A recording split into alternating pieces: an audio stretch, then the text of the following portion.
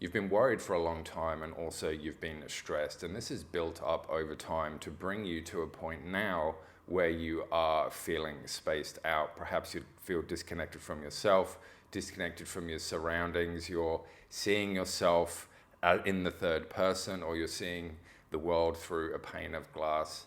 It's all really scary, and you just don't know what's going on. But now you've done a little bit of research and you've figured out that yes, you do have depersonalization, derealization, and now you're thinking, well, what do I do to get out of this? And this is one of the biggest questions that people go through. And so I know that you've done a little bit of research and you've discovered some things that you can do, but there's one thing which is on your mind which you still don't know if you should actually do or not regarding this, and it's something that you enjoy. You've started doing more healthy things which you know are going to be good for your recovery, such as you've started eating healthy food, you've started exercising more, you've started meditating, you've started doing breathing techniques, and lots of other things. But there's also some things that you do which you kind of like, which you think, is this good for my recovery? And one of those things is drinking alcohol. And I get this question regularly from people who I'm either coaching or who are just writing a comment saying things like, should I have alcohol for my, just during my recovery?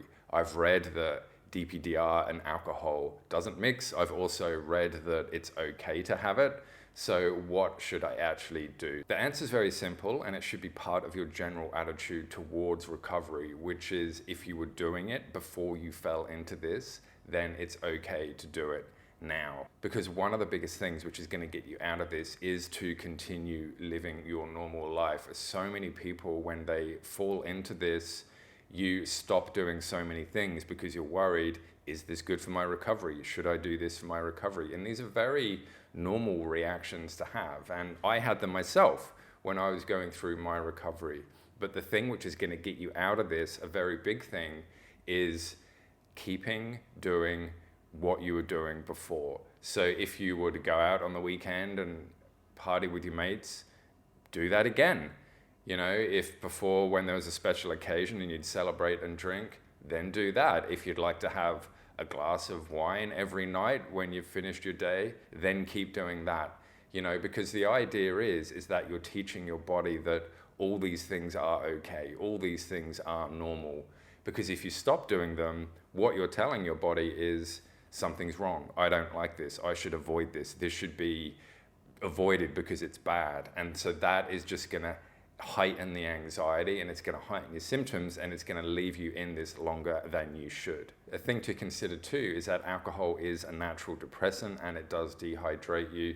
And even if you were feeling completely fine and you had a big night out, the next day you're probably going to feel a little bit rough anyway, aren't you? Maybe you're going to have a headache, you're going to be hungover, you're going to be tired, you're just going to write off the day and just sort of sit and watch movies all day as you recover. So imagine that, but on top of that, you're highly anxious, you've got DPDR, and all the negative biases that you're building up into such a big thing right now, they're all hitting you even stronger right now because you are in that weakened state, because you're tired, you're dehydrated, and you're going through the hangover. So it's just something to consider. If you're okay with that, then that's completely fine. But if you're not, then you could perhaps say to yourself, well, look, I'm going to go out and celebrate, but I'm not going to drink as much. Or maybe I'm just going to have a couple of weeks off alcohol as just a general good thing to do for my health.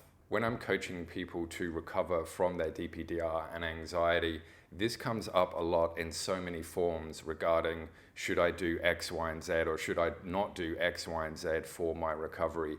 And the answer is always the same. If you did it before, keep doing it. If you didn't do it before, then there's no reason to do it right now or to stop doing it right now.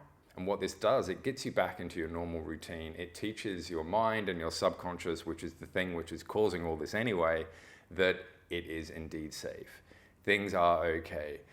Things that it thinks that are scary aren't actually scary, because by the pure act of you doing it, you're showing it that it's not scary. And you know what? it's going to start to hear that message, and the anxiety and the stress is going to start to reduce, and so the symptoms are going to start to lift. And I see it all the time when I'm coaching people. If you start to adopt this mindset of just live your life how you would normally, then things do start to improve a lot quicker than what you think. And so if you do want my help with your recovery, then book a free call. I'd love to have a chat with you. The link's in a pinned comment and the description. And until next time, I'll see you in the next video. Bye.